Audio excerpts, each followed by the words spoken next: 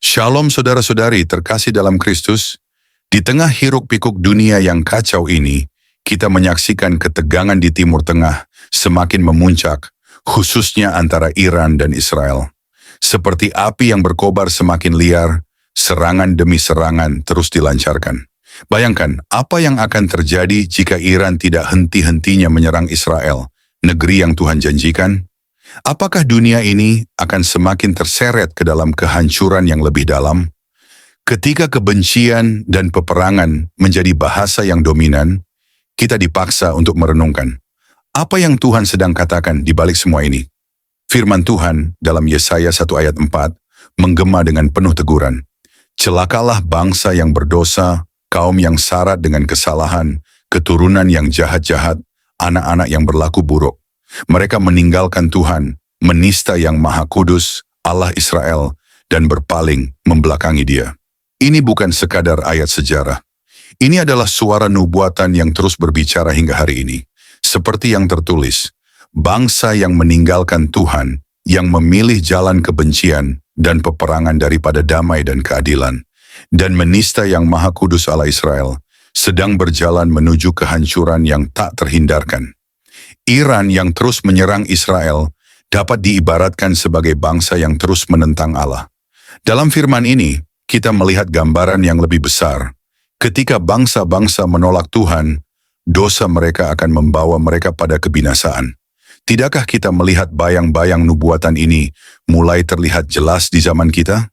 Jika Iran tetap bersikukuh menentang Israel, sebuah negeri yang Tuhan perintahkan untuk dilindungi, kita mungkin menyaksikan kejatuhan besar yang datang sebagai konsekuensi dosa dan pemberontakan terhadap kehendak Allah. Dalam bayang-bayang konflik yang mengerikan ini, Tuhan memberikan kesempatan bagi Iran untuk bertobat. Seperti dalam masa Yesaya, kehancuran selalu datang sebagai hasil dari penolakan manusia terhadap Tuhan. Tetapi bahkan dalam gelombang kehancuran itu, ada panggilan untuk kembali, untuk merendahkan hati di hadapan Allah dan mencari wajah-Nya. Tapi kita tahu sangat sulit bagi mereka untuk kembali dan bertobat karena mereka tidak pernah mengakui Israel adalah umat pilihan Tuhan. Sebagaimana tertulis dalam Matius 13 ayat 15, sebab hati bangsa ini telah menebal dan telinganya berat mendengar dan matanya melekat tertutup, supaya jangan mereka melihat dengan matanya dan mendengar dengan telinganya dan mengerti dengan hatinya, lalu berbalik sehingga aku menyembuhkan mereka. Ayat ini mencerminkan keadaan hati yang bebal dan tidak peka terhadap kebenaran Tuhan. Yesus mengungkapkan betapa hati yang bebal dapat menyebabkan kebutaan spiritual. Penolakan ini bukan hanya tentang fisik, tetapi juga tentang keadaan jiwa yang mengabaikan panggilan Tuhan untuk bertobat dan kembali. Yeremia 7 ayat 26 dan 27 juga memperingatkan dengan tegas tentang kondisi hati yang keras ini. Tetapi mereka tidak mau mendengarkan kepadaku dan tidak mau memberi perhatian. Bahkan mereka menegarkan tengkuknya, berbuat lebih jahat daripada nenek moyang mereka. Sekalipun engkau mengatakan kepada mereka segala perkara ini, mereka tidak akan mendengarkan perkataanmu. Dan sekalipun engkau berseru kepada mereka, mereka tidak akan menjawab engkau. Firman ini menegaskan bahwa ada generasi yang lebih jahat dari generasi sebelumnya, yang bukan hanya mengabaikan panggilan Tuhan, tetapi bahkan dengan tegar menolak untuk memperhatikan tegurannya. Ketegaran hati ini tercermin dalam sikap mereka, yang bahkan setelah diberikan banyak kesempatan, tetap memilih jalan yang salah. Mereka berbuat lebih jahat daripada nenek moyang mereka, menunjukkan betapa besar kemerosotan spiritual yang mereka alami. Kisah ini adalah pelajaran yang relevan bagi bangsa-bangsa di masa kini, termasuk mereka yang menentang Israel, umat pilihan Tuhan. Ketika hati telah menebal, firman Tuhan tak lagi terdengar, dan kesempatan untuk berbalik menjadi semakin sulit. Kehancuran selalu menjadi hasil akhir dari pemberontakan terhadap umat pilihan Tuhan, tetapi dalam kasih-Nya yang tak terbatas, Tuhan tetap membuka pintu pertobatan bagi siapapun yang mau mendengar dan kembali kepadanya. Panggilan untuk bertobat ini tidak hanya berlaku bagi individu, tetapi juga bagi bangsa-bangsa. Marilah kita berdoa agar setiap bangsa yang menolak kebenaran Tuhan dapat segera membuka mata dan hati mereka sebelum terlambat. agar mereka tidak mengikuti jejak bangsa-bangsa yang telah binasa karena menolak Tuhan dan firman-Nya. Maka, dalam pergumulan ini, kita diingatkan bahwa meskipun kebencian dan peperangan mewarnai dunia ini, Tuhan masih memberikan kesempatan bagi setiap bangsa untuk kembali. Sebuah panggilan yang terus-menerus bersuara di tengah dunia yang keras, agar mereka mau bertobat, merendahkan hati di hadapan Tuhan, dan menerima pemulihan yang hanya datang darinya. Shalom saudara-saudari terkasih dalam Kristus. Sebelum kita melanjutkan renungan firman Tuhan hari ini, marilah kita sejenak merenungkan kasih dan kebaikan-Nya yang senantiasa mengalir dalam hidup kita. Jangan lupa untuk like dan subscribe, agar kita bisa terus bersama-sama dalam menjalani perjalanan iman ini. Mari kita berdoa. Tuhan yang penuh kasih, kami datang ke hadapan-Mu dengan hati yang penuh syukur dan pujian. Kami mengucapkan terima kasih atas kasih dan anugerah-Mu yang selalu menyertai setiap langkah hidup kami. Di tengah-tengah kesibukan dan tantangan yang kami hadapi, kami menyadari bahwa Engkau adalah sumber pengharapan dan kekuatan kami. Saat ini, kami ingin membuka hati dan pikiran kami untuk mendengarkan firman-Mu. Ajar kami ya Tuhan, untuk memahami setiap pesan yang Engkau sampaikan melalui Alkitab. Kami berdoa agar Engkau membukakan mata kami agar dapat melihat kebenaran-Mu dengan jelas, dan telinga kami agar dapat mendengar suara-Mu di tengah hiruk-pikuk kehidupan ini. Kami juga berdoa agar Engkau mengubah hati kami. Lindungilah kami dari ketegaran dan keangkuhan yang membuat kami sulit untuk mendengar dan memahami kehendak-Mu. Bantu kami untuk merendahkan diri di hadapan-Mu, agar kami dapat menerima petunjuk dan bimbingan-Mu dalam segala hal. Dalam kebangkitan iman, kami percaya bahwa Engkau selalu siap untuk mengampuni dan memulihkan kami ketika kami datang dengan hati yang tulus. Kami berdoa untuk setiap saudara yang mendengarkan renungan ini, agar mereka juga merasakan kehadiran-Mu dalam hidup mereka. Semoga setiap kata yang kami renungkan hari ini dapat menjadi sumber kekuatan, penghiburan, dan pembaharuan bagi iman kami. Kami mohon agar setiap orang yang mendengar renungan ini mendapatkan pengertian yang mendalam dan berkat yang melimpah dari-Mu. Tuhan, kami mengingat mereka yang sedang berjuang, baik dalam fisik, emosional, maupun spiritual. Berikanlah mereka kekuatan dan pengharapan dalam situasi sulit mereka. Kami percaya bahwa Engkau adalah penyembuh dan penolong yang selalu hadir dalam setiap permasalahan yang kami hadapi. Dalam nama Yesus Kristus, kami berdoa dan mengucap syukur. Amin. Saat kita menyaksikan peristiwa-peristiwa yang terjadi di Timur Tengah, terutama ketegangan antara Iran dan Israel, kita diingatkan bahwa semua bangsa, termasuk Iran, akan diminta untuk mempertanggungjawabkan tindakan mereka di hadapan Tuhan. Kita dapat merenungkan firman Tuhan yang tertulis dalam Mazmur 2 ayat 1-4. Mengapa rusuh bangsa-bangsa? Mengapa suku-suku bangsa mereka-reka perkara yang sia-sia? Raja-raja dunia bersiap-siap dan para pembesar bermufakat bersama-sama melawan Tuhan dan yang diurapinya. Marilah kita memutuskan belenggu-belenggu mereka dan membuang tali-tali mereka daripada kita. Dia yang bersemayam di sorga tertawa. Tuhan mengolok-olok mereka. Ayat pertama dari Mazmur ini mengajukan pertanyaan retoris yang mendalam. Mengapa bangsa-bangsa rusuh? Ini mencerminkan kekacauan dan konflik yang terjadi di antara berbagai bangsa. Di zaman kita dapat melihat banyak negara terlibat dalam perdebatan, perseteruan, dan perang. Peristiwa-peristiwa ini menimbulkan pertanyaan tentang makna dan tujuan dari semua keributan ini. Apakah kita hanya terjebak dalam siklus kekerasan dan kebencian, atau adakah rencana yang lebih besar yang sedang berlangsung di balik layar? Dalam ayat kedua, kita melihat gambaran tentang para pemimpin dunia yang bersatu untuk menantang Tuhan dan rencananya. Mereka mungkin berpikir bahwa mereka dapat menggulingkan kuasa Allah dan menentang kehendak-Nya. Disinilah kita dapat melihat cerminan dari sikap Iran yang terus-menerus menantang dan menyerang Israel. Dalam pengertian ini, Tindakan mereka bukan hanya tindakan politik, tetapi juga merupakan pemberontakan spiritual melawan Tuhan yang telah memilih Israel sebagai umatnya. Ketika raja-raja dan pemimpin berkata, marilah kita mengoyakkan belenggu-belenggu mereka dan membuang tali-tali mereka dari kita, mereka menunjukkan keinginan untuk membebaskan diri dari pengaruh Tuhan. Tali-tali ini melambangkan ikatan moral dan spiritual yang Tuhan tetapkan bagi umatnya. Dalam konteks ini, bangsa-bangsa yang menolak Tuhan ingin menjauhkan diri dari apa yang dianggap mereka sebagai batasan. Namun, mereka tidak menyadari bahwa setiap tindakan penolakan ini sebenarnya semakin mengikat mereka dalam belenggu dosa dan kebinasaan. Dia yang bertahta di sorga tertawa, Tuhan menghina mereka. Ini adalah bagian yang sangat kuat dari ayat ini. Tuhan tidak terpengaruh oleh keributan dan kekacauan yang dibuat oleh manusia. Dia berada di atas segala sesuatu dan memiliki kendali penuh atas sejarah dan umat manusia. Tawa Tuhan di sini bukanlah tawa yang bersifat mengejek, tetapi lebih kepada tawa yang menegaskan kekuasaannya. Ketika manusia merencanakan hal yang sia-sia, Tuhan melihat dengan jelas kerapuhan dan keterbatasan manusia. Dia tahu bahwa pada akhirnya, semua rencana yang bertentangan dengan kehendaknya tidak akan berhasil.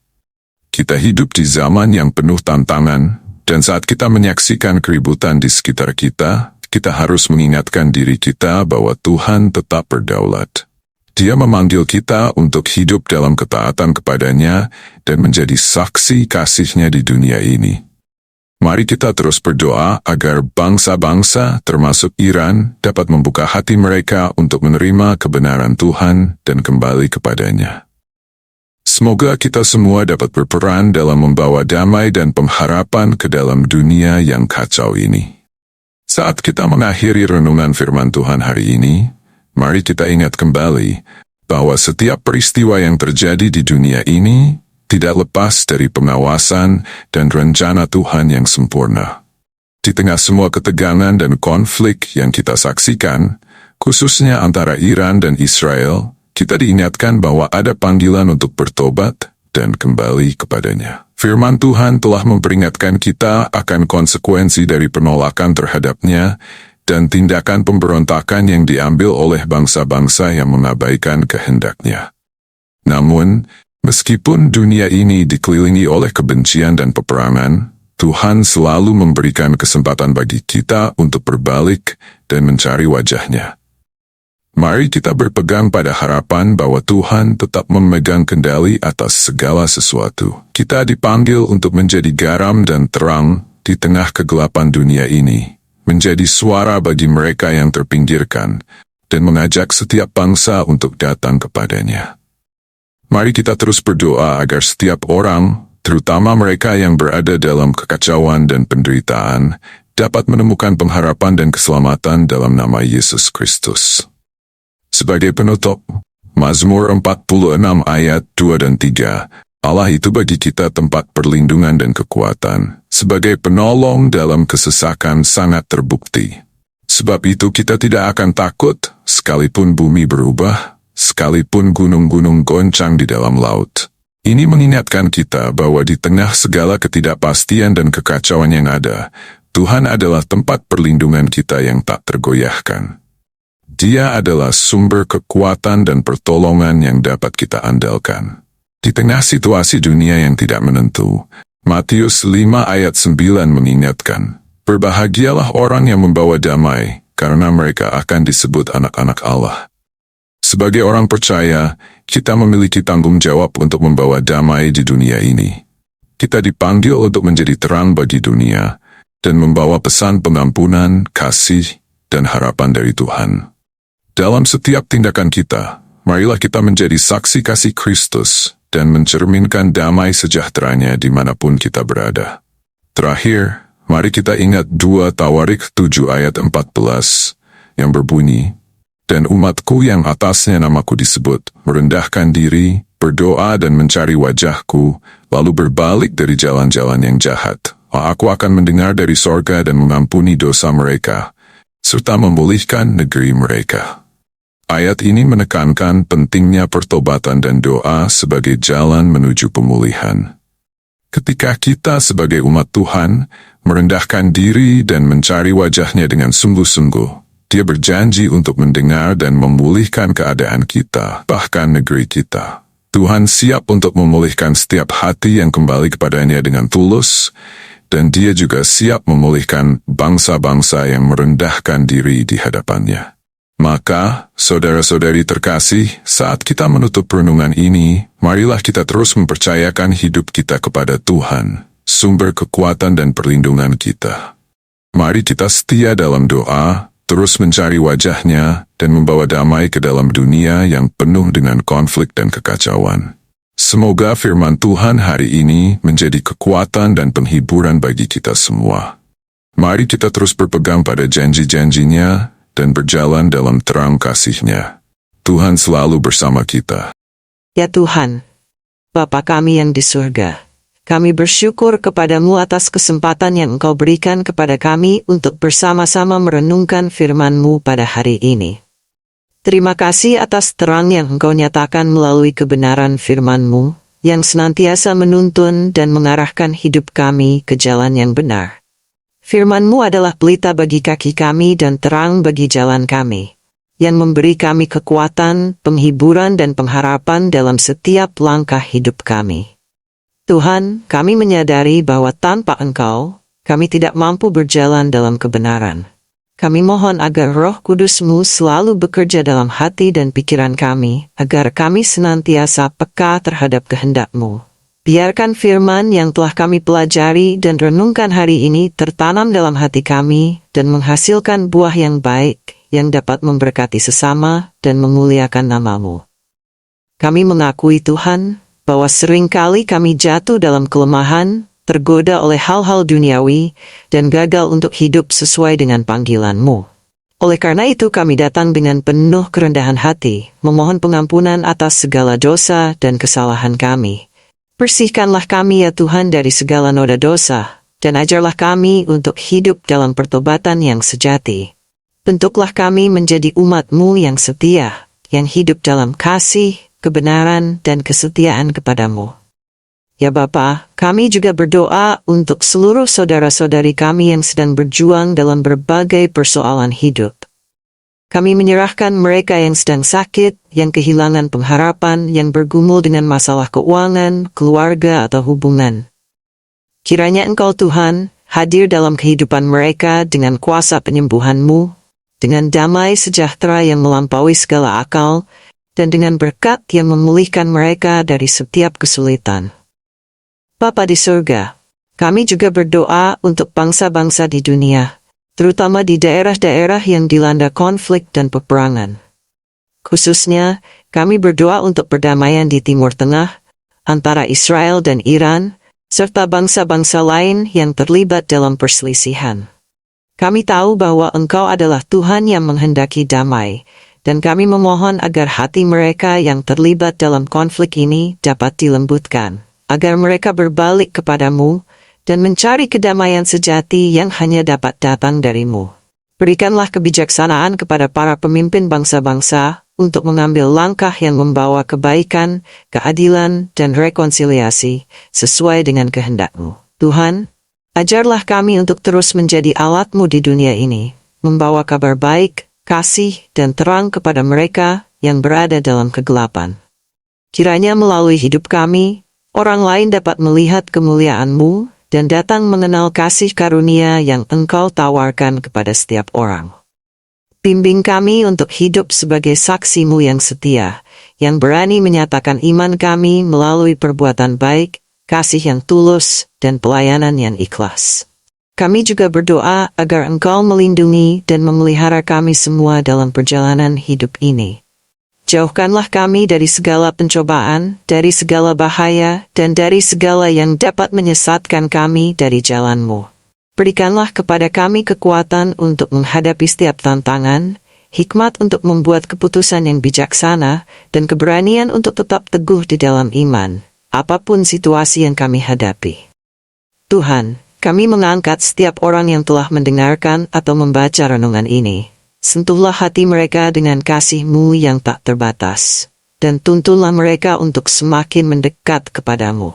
Kami berdoa agar Engkau terus menanamkan kerinduan di hati kami semua untuk lebih mengenal-Mu, untuk terus belajar dari firman-Mu, dan untuk hidup dalam kebenaran-Mu setiap hari.